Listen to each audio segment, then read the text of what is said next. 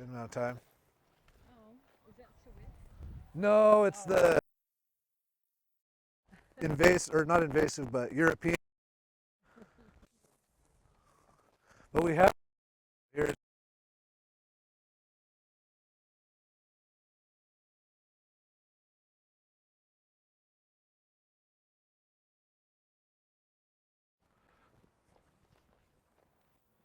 I'll stop right here for a sec. This is going to be hard to address everybody all at the same time, but I'll let everyone kind of cluster up. Yeah, Deutis carota, which it's not nearly as cool as our native carrot. It's got these real spiky seeds and root's not as good. This is all I worked for 2 years in Africa. Working on farms. I'm good, man. Okay, good. I don't wear boots until it gets below freezing,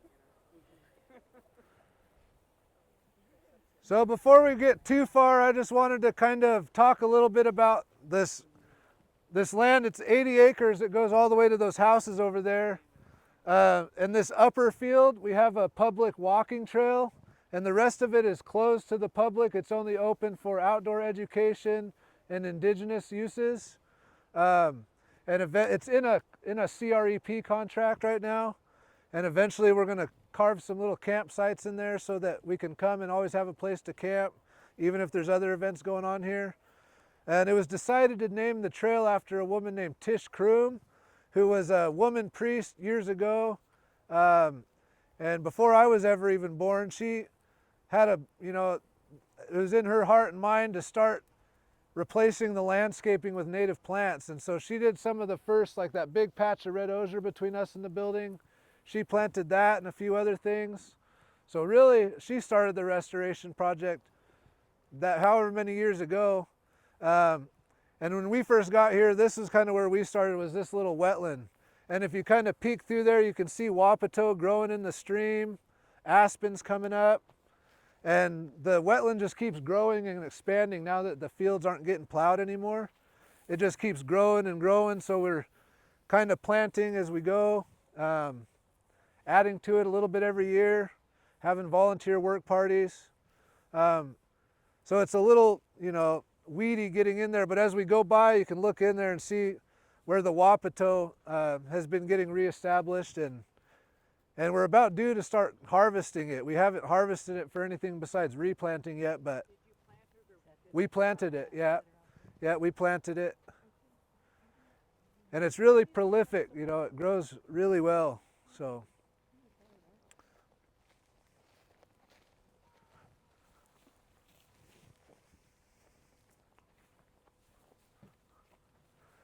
This is when Grandpa Gary passed. He left a little money. This is what I put in this and planted it with aspens, but they died, so I replaced them with an alder. Is the broadleaf, is that what the wapato is out there? Yeah, that kind of lime green leaf you could see, yeah.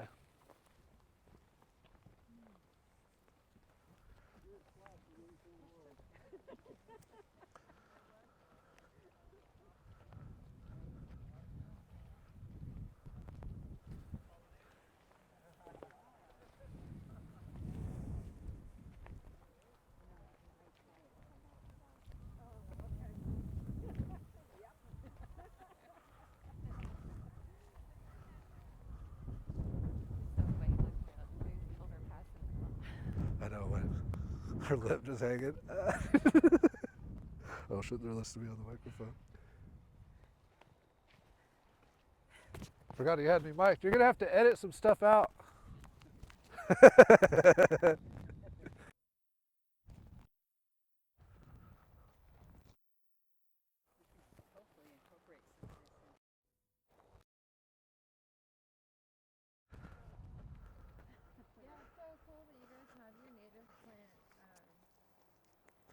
Restoration site there. Right. One of the landscapers that works for Whitman was here at our last work party. Came with Paul. Good. Yeah. This is Jared's weather station. My brother put this up. He helped us with our first prescribed burn, and so my brother monitors the weather patterns. Right. So that as we continue doing cultural burns, we can, kind of go off some of those averages to help us inform when timing to shoot for and that kind of stuff. So how do you get the info? It's a little weather station my brother monitors, so that particularly to help us with when we're doing burns. Does he do fire? Yeah, So he's got that background to know yeah, when to burn and when not. yeah. What direction to line it. Is there like a computer chip in it? Or what? It connects to there's a monitor in the building, and then it tracks the data and records it.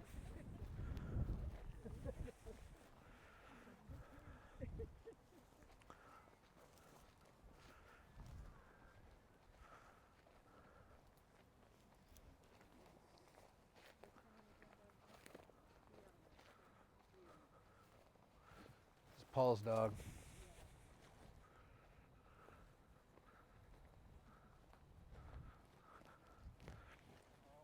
She's really calm. Yeah. You kind of need a PA system on I know.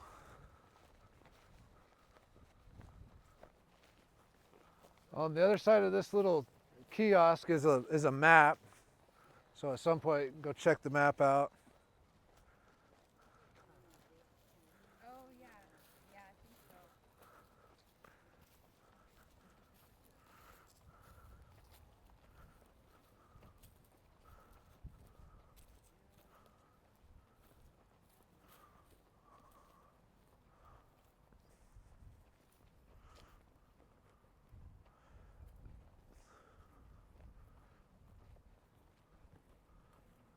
Look at those willows shooting up. There was a culvert there, and that was the access, and then we had the culvert ripped out, and then I planted willows and currants with a group from Treasure Valley. Yeah. And this is where they staged all the machinery and big bales and stuff, so that's been one of our issues is the compaction here. It's hard to get anything besides cheatgrass to grow. But little by little, the bunch grasses are starting to come in.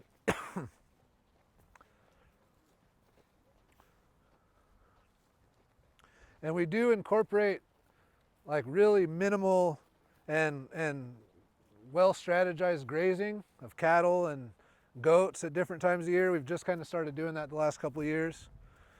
So we'll have cattle get rotated with electric fence for a couple months in the winter, and then in the summer we had goats get rotated for a couple months. Is that winter grazing to knock down the first sprouting of cheatgrass? Yeah, because at that time the cheatgrass is just germinated, so they're really going after that while they're tromping in the seeds of the bunch grasses, and they'll go after a lot of the weedy stuff too. And then in the summer the goats would hardly touch the bunch grasses and mostly ate the weeds out from between the bunch grasses. So kind of doing a rotation seems to kind of help, along with, every 3 to 5 years or so doing a burn. It's kind of part of our strategy. Pretty interesting that they stayed away from the bunch grasses, right? Yeah, they ate some of it, but they left a lot of it and ate the weeds between it, which is ideal because then the bunch grasses can, and ideally in between all the bunch grasses would be all of our first food roots and medicines, wildflowers, biscuit roots and carrots and stuff.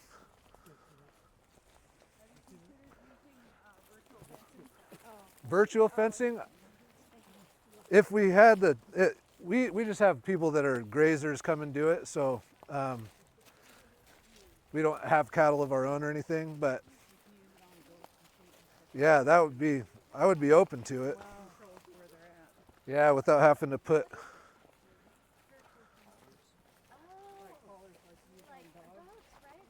I was like, what is that? Yeah. Seems like that would be more expensive. It would be expensive, to, yeah. Collar every cow. Yeah. Do you guys source plantings and seed from the tribal nursery, or are you guys doing? We mostly work with PlantWorks because they're just a mile up the road. Oh, cool. I used to work for the tribal nursery, and I would love to support them, but it's just so easy to go get the plants from. Totally. And now I have my own section at the greenhouse, and Nice. so it's really works pretty well. Yeah, it seems like a lot of the tribal nursery is geared towards specifically riparian restoration as well? Yeah, and different, certain project based, not Yeah. so much retail or.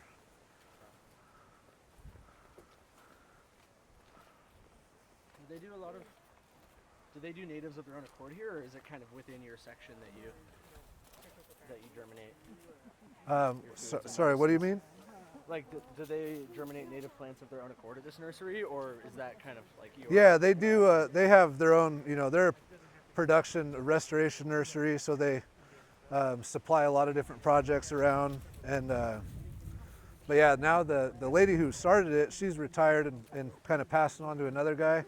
So now she has more time to help me with a lot of like more specialty things that, because like it's mostly riparian trees and shrubs and Yeah. thousands of sage, or whatever. And Yeah, so yeah. we're now she's got more time. She's helped like starting to, see how she can germinate and kind of speed up, getting like lomatiums going and things like that. So it's fun. I helped run the native plant site restoration site at Whitman. Oh, cool. We had a lot of trouble finding, like we ended up going to the nursery in Tri-Cities, Uh-huh. but they didn't have lomatiums. Yeah, check out PlantWorks. Yeah. Yeah, That's and good then to having know those about. things as retail too is really hard to find. Yeah. It's always easier to just go gather the seeds yourself. Yeah. And buying the seeds is super expensive, so. Yeah. How it's not just the seed that goes all the way down. Okay, I did a little bit there, but I could stop people here. Want to stop right here or stop at the bottom? His neighbor farmers who still have to apply more right? Because they're mowing down their ditches. We're not strict native only. This is an apricot. Coming in slow. Oh, sorry. Tripping. But you're much more entrenched in the thick of like agricultural world. I can pick our buckets up soon. For like that scale. Yeah. Like I know the conservation industry is Want to tell us about the exclosures a little bit?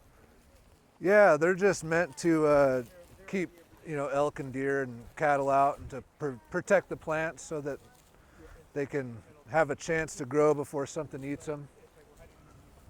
And then birds, we're working with the birds as well, because then they'll come and swoop down, and they've already eaten the berries, and they'll poop them out, or they'll move seed around. So we're also working with the birds. Planted out here with seeds that you've harvested to reseed, or is it? A little bit of both. We've bought seeds and we've also done seeds we get. Most of like the root foods and things like that, we go and gather those ourselves, because to buy them it's like insanely expensive to buy them, and then you can't really get them grown from a nursery. And we're starting to work with the nursery to produce some of them, but it's not profitable for them really. And then but the bunch grasses, we could, like we got the bunch grasses from Plants of the Wild in Tico, Washington. So a lot of stuff that's kind of developed on the Palouse, in that kind of area. So Something that I've wanted to see more of at Whitman, especially with our students working on the native plant restoration, is the arrow leaf balsam. oh yeah. And like it was so prolific that that's what we named the area. Yeah. I wonder if it would come back. It would, If yeah. we tried, if it would come back. Right? Yeah, we grew some at the nursery and planted it, and it didn't make it for whatever reason. And every time I try to go gather the seed, it's a year that for some reason they didn't fully produce ripe seed. But Plants of the Wild sometimes has plants and seed, so it's worth it to try. Because that's one too that is really a medicinal root, and you can eat the celery in the early spring, and then it also transmutes a lot of. I want to say that the studies out at Hanford were that it actually can transmute even radioactivity. Wow, that's Don't quote me on it, but I feel like that's what I. the arrow leaf balsam, the wild sunflower. And so that's that's why we've named our powwow after the powwow because that part of the Walla Walla Valley is known as the place of the wild sunflower. Huh? They're getting the funding from. Grants, donations. Originally starting up, a lot of it was from the Episcopal, congregation, along with, we got like Wild Horse Foundation grant. We're always looking for grants and stuff because the church is a nonprofit, and then part of it was the cost share from the contract with NRCS, the CREP contract. So they helped with cost share on some of the plants, and OWEB provided the fencing, the funding for the fencing and that kind of stuff. So this would be a good place to kind of congregate with people.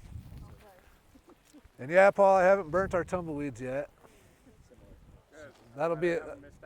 Yeah, maybe that'll be the first thing we do this fall. Last year, all these trees were just filled with tumbleweeds, and so we pulled them out and smashed them into these empty cages. And our plan is to burn them at some point. But what's that? Yeah, we actually have that. That's what I was telling. That weather station up there is my brother's. He's real big into fire, and so he came out and we've done one burn so far since it's been replanted. And that was two falls ago we did one out here, and we waited till it was kind of moist intentionally, so it was real spotty, but it was kind of nice. It just kind of burnt through like a mosaic, and but yeah, we hope to do more of that. All right, so like we were saying up there, this is just the part that's open to the public. The land goes over, to those houses, and this is Hewlett Creek, and there's Duncan Creek, a couple other creeks and springs that all flow onto here. So we're fortunate, like in the place name implies, this is the place of many streams. Most of them they all used to braid all around. You can see all the old channels out here, and they've all been pushed into the ditches. And so we decided rather to restructure the streams first, we would revegetate first so that there was a root system in place that could handle the water so that it didn't just flood. And sure enough, right after we planted the bunch grasses, we had a big flood, and it washed a lot of stuff away, and there was nothing to hold the soil together. And the nature of this soil is real cobbly, and we're kind of up on a shelf, so have to think about our neighbors below. But so now that it's getting revegetated, we'll start over time thinking about possibly restructuring the streams through here and helping them get back to their natural flow, but even just not messing with them, because before we got here and started this project, the farmer was hiring someone to come through with a backhoe every couple times a year and dredge out all the streams. And since we've stopped doing that, it seems like it's brought a lot more life back. And it's funny because somebody downstream called me in and told the district conservationist, that guy up there is not dredging out the streams anymore. You got to go get after him. And they said, are you dredging out those streams? And they said, yeah, of course, every year, a few times a year. He said, well, actually, you're the one that's breaking the law because those are fish-rearing streams. And you're not supposed to put your backhoe into those fish-rearing streams. And so I thought that was funny. He was trying to turn me in for something, but incriminated himself. But so, yeah, these are all, this is all salmon spawning grounds here, believe it or not. And people sometimes are like, no way, but steelhead still make it up. Part of what we do is also, I forgot to mention, we do a lot of outdoor schools here. We're an outdoor school site, so little schools from all over Eastern Oregon come out, and we partner with the Grand Ronde Community Science Project to do habitat and water monitoring and monitoring the native mussels. And so we've been finding native mussels out here, and that's another thing. Now that it's not being dredged, I'm hoping that we'll start to actually get some mussel beds established and things like that, because mussels can filter, I don't remember how many gallons of water a day one mussel filters, but it's pretty incredible. And but yeah, this is all part of the project. The majority of it's closed to the public, but and like we noticed with like Tamcalix, the Homeland Return Project, any of these where we're trying to reestablish ourselves in our homelands, the people that live in those towns are going to turn it into a dog park. So I, right off the bat, from learning from Tamcalix, said this is going to be the Cove Dog Park, so let's not let people go out there because then the birds can nest, and people train their hunting dogs out here and stuff. And sure enough, there's always people with dogs, which is great. But so we kind of have an area for that, and then an area that's only for educational and indigenous uses. So, and it's just kind of resting at this point with some inputs here and there. You know, and we have to do some weed abatement. Weeds are always a thing. Like I was mentioning, I don't know if everyone heard, but we have started incorporating pretty well managed grazing regiments. So we'll have, in the dormant season for just a couple months, have cattle rotated through. And then this summer we had goats rotated through in a few spots. And with the mindset of regenerating soil health and managing vegetation in a holistic way. And so we're starting to see some of the benefits of that. And already when I look out, this was just a dense mat of mustard a few years ago. And now I can see bunch grasses. Cheatgrass, we're always going to be dealing with cheatgrass, it feels like. You know, and I'm not big on chemicals, so we're always trying to find the balance.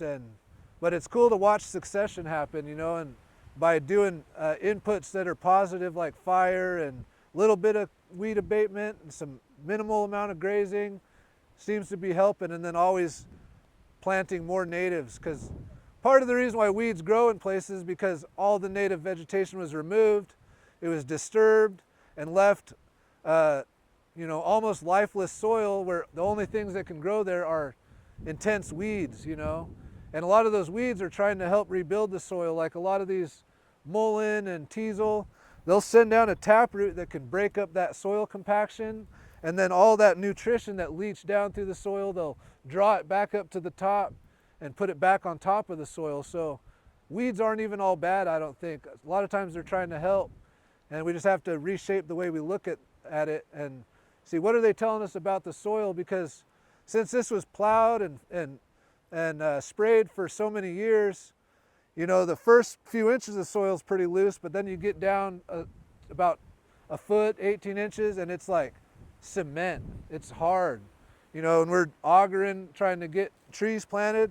You'd be going down, then it'd be, you know, just rattle you, you know, rattle the auger apart, just like, almost like concrete a few inches down. So, you know, these kind of settler colonial activities have caused a lot of damage to the soil, to the water, to the air.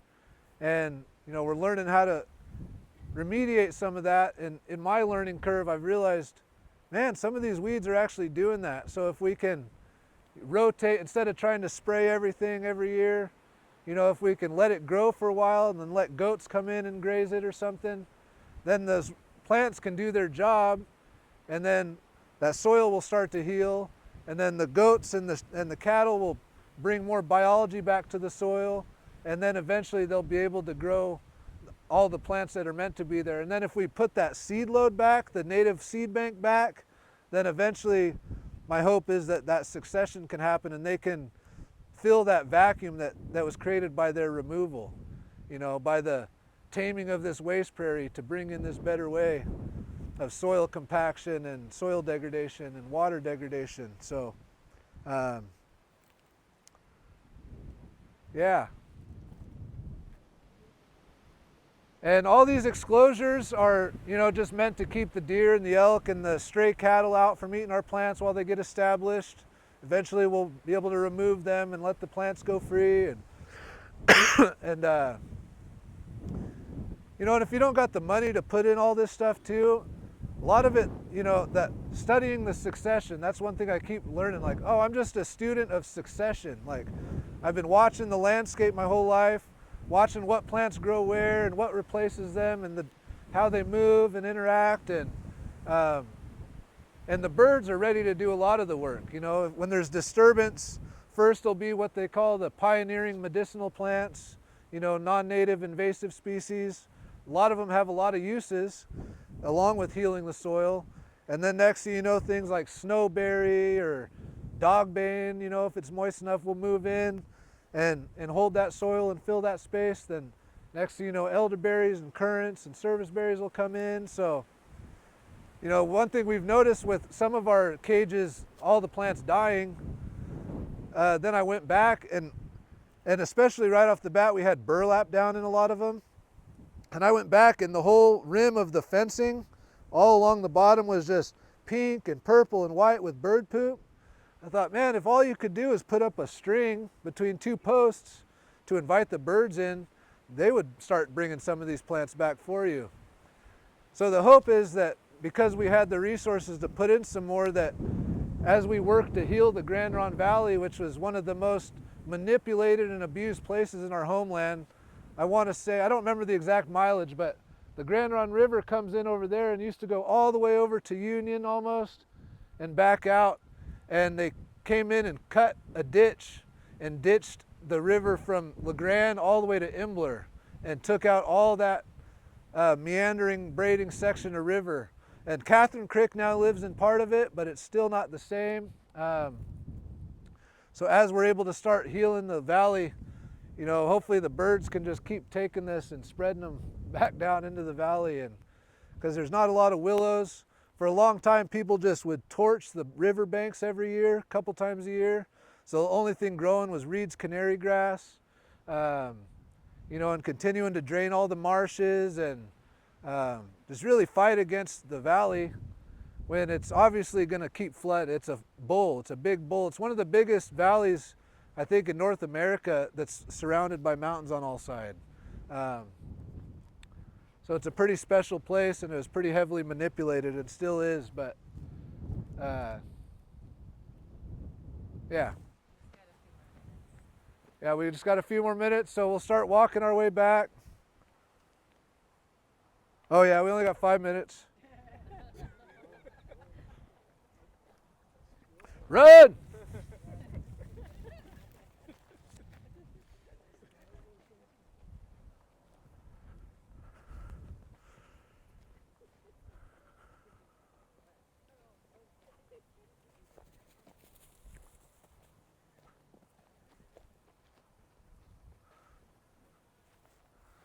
One of the big questions, what are you going to do about mosquitoes if you're bringing the wetlands back? I said, we're going to put in bat houses. Bats eat, you know, several times their body weight in mosquitoes every night.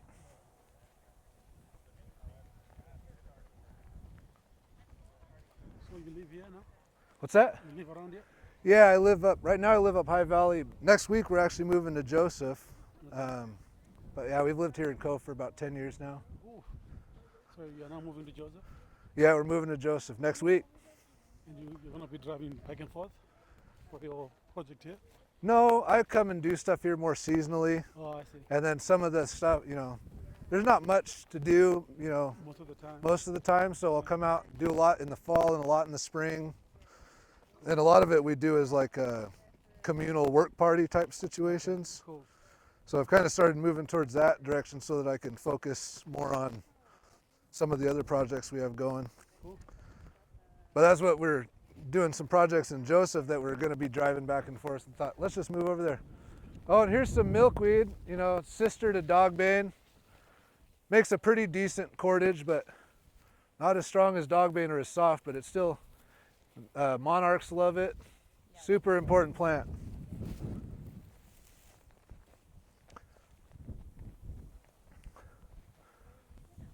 Oh, Colleen doesn't get mad at me.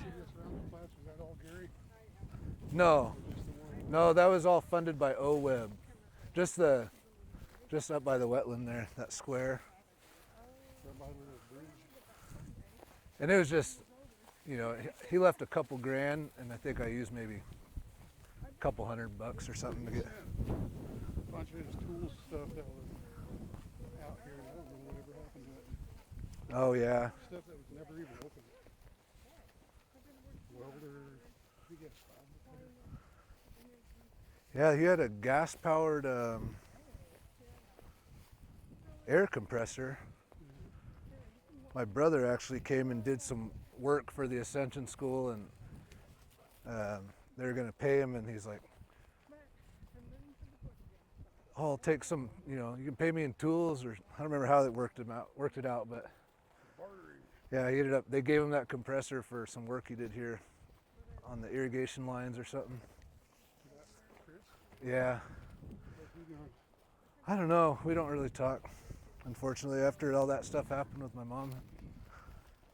It's like that was the only thing we ever would talk about, you know, and so that we kind of just stopped. Heard from her? A little bit, yeah.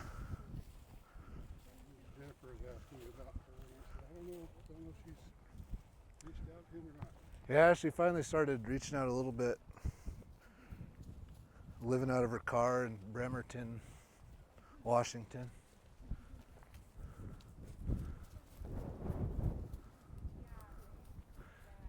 And these are remnants of the orchard that the guy planted originally.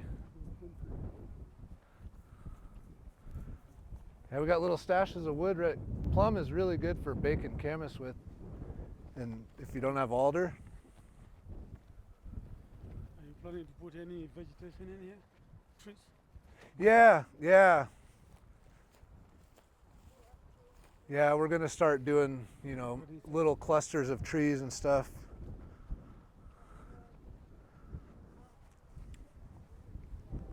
Yeah, at this point, it's kind of like a lot of it is volunteer Right. managed, so we just do a little bit at a time all the time. I'm really impressed by the church for giving you all this.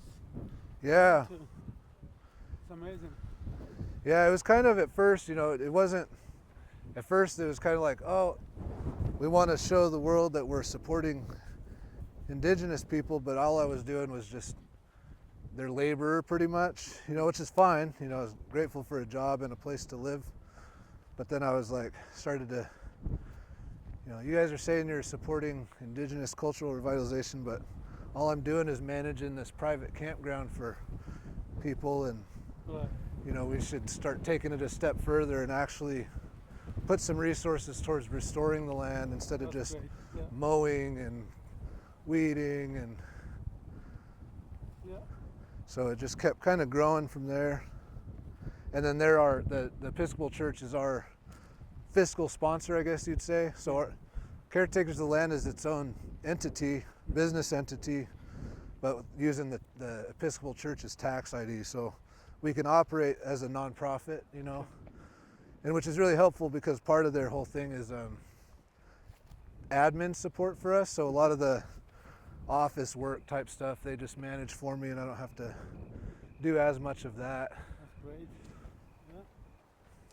Wonderful. Yeah, this whole section was super dense, and we had a crew. The same year we did the burn, we had a crew.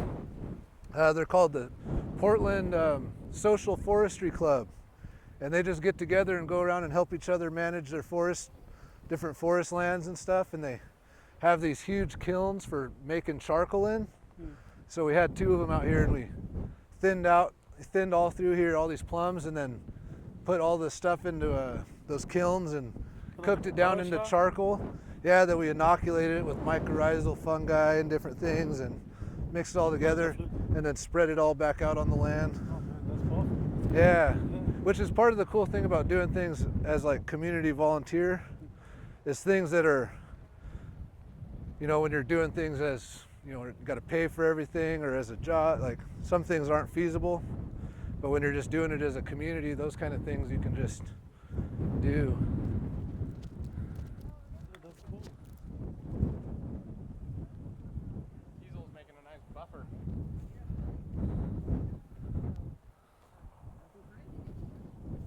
Yeah, we planted a few things. A guy that went to camp here, he committed suicide a few months ago. Wow. So we had a little ceremony for him and planted some stuff in his honor.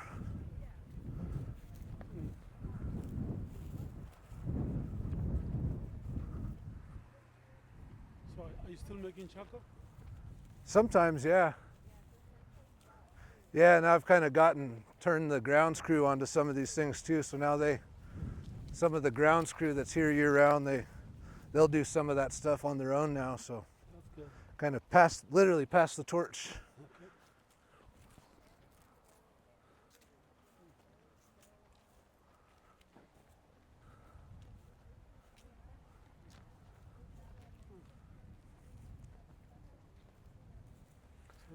going through it. Huh? Yeah, this is a diversion off of Mill Creek. And these willows a few years ago were, it was just all dead willow branches. And we cleared them out anyway, and then boom, they spring right back up.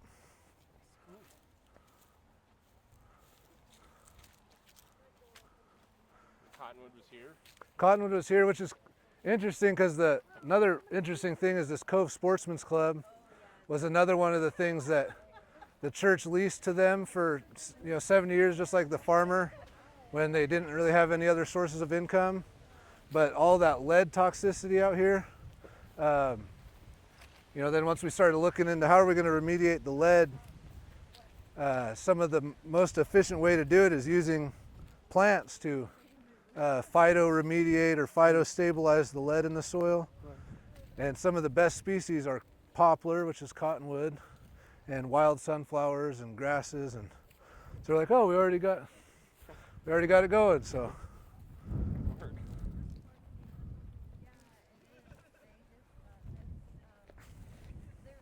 You want to say a word about the? Yeah, this is the building formerly known as the Sportsman's Club that is now becoming the Cove Community Center. And we've recently started, last fall, one of our main projects was we started planting along the trail to kind of tie the building to the land, because it was this whole separate thing that people would come out on Sunday and shoot trap, shotguns. And it just wasn't really fitting with the whole thing that we had going here.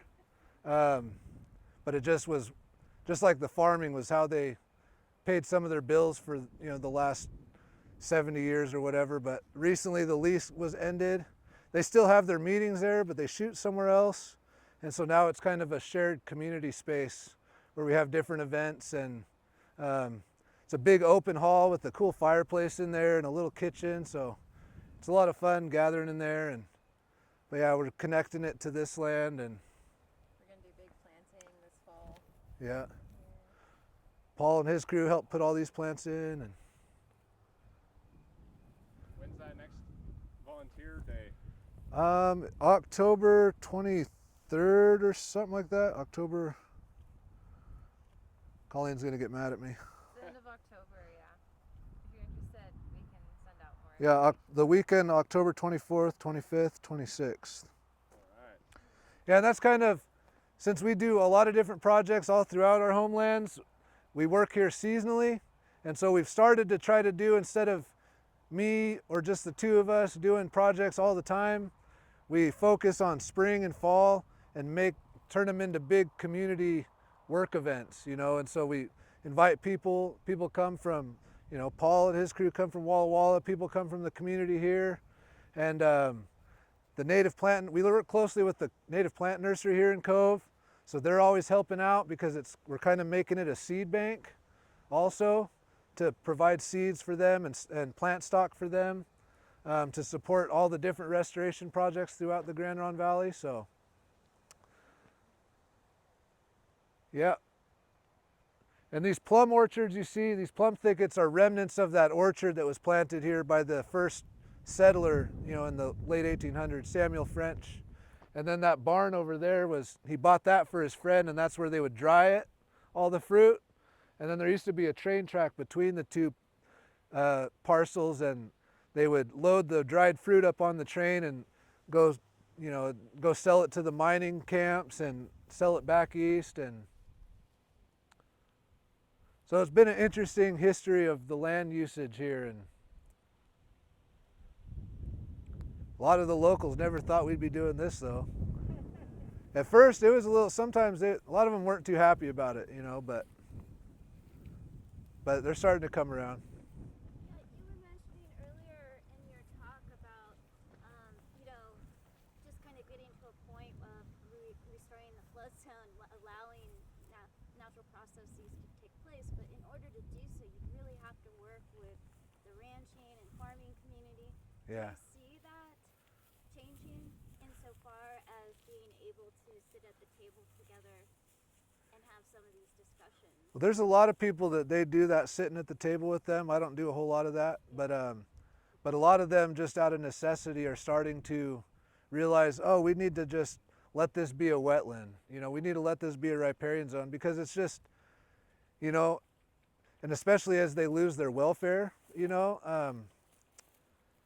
it's just too much to always be spraying and fighting against the water and the plants that grow as you disturb along the water. So I think more and more a lot of the landowners in the floodplain are starting to change how they manage the floodplain areas. I mean, it's all a floodplain really, so it's hard, but you know, they're starting to change how they manage it and things like that. Some are a little less inclined to, but a lot of them are starting to change out of necessity too, but And culturally, a little bit. I think so, yeah. Maybe I'm just hopeful and optimistic, but But you gotta be. yeah. Yeah. This was, oh yeah, there's the sewer lines go through in a couple spots, so the city has a couple easements for cleanouts. Then this was, some stuff was planted here and marked with rocks. Everyone thinks it's a grave. So I let them think that it's a grave sometimes. But then this is obviously, you know, we all know it's a food, you know, gathering village and an encampment site, but still to this day, we're always after rains finding stone tools everywhere out here.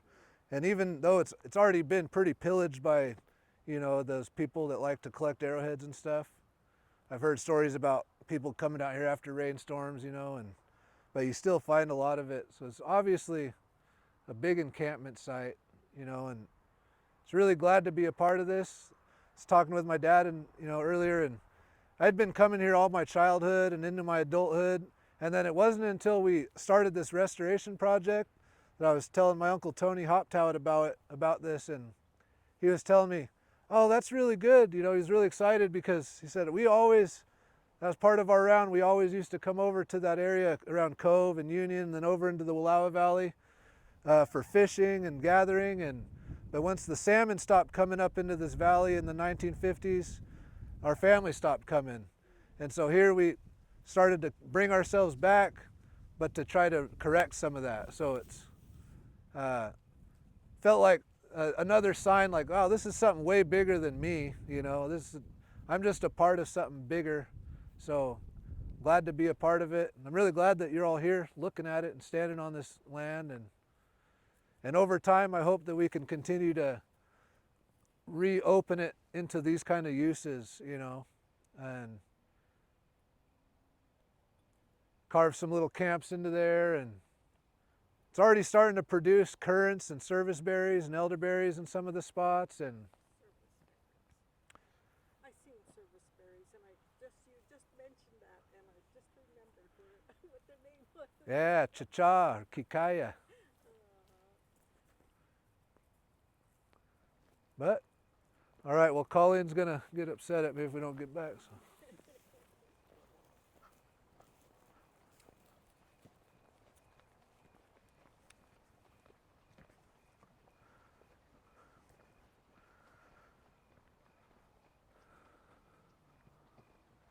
That blackberry's like, stay out.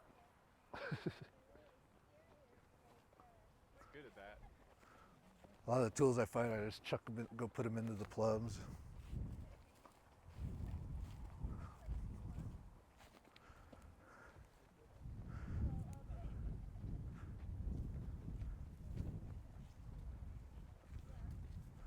This is part of Fiona's seasonal rounds now. Loves it here. She remembers it. She knew exactly where we were going. As soon as we made the turn off the highway, we go up Tollgate. See us building up soil organic carbon just by trying to make some tule mats the other day.